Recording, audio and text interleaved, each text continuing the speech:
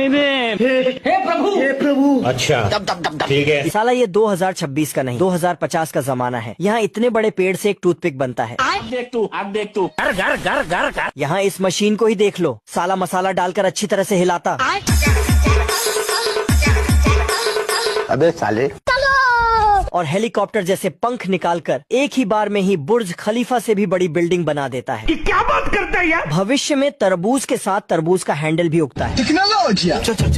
यहाँ अब जानवर भी काम करेंगे। इन भाई साहब को ही देख लो, किल ठोकने में इतने मग्न है कि उनकी तशरीफ बार बार बचती है। नहीं है चुरा लो। रोम भाइयों। बाप रे। इन भाई साहब कोई देख लो, सभी 5G की स्पीड में बिल्डिंग बना रहे हैं। बाप रे।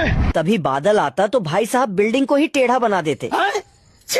ससुर आज मूड नहीं कर रहा। आज इस आदमी को खाना बनाने का मूड नहीं था तो साला एक टैबलेट लेकर इसमें एक बूंद पानी डाल देता, जिससे ऑटोमेटिकली खाना बन जाता।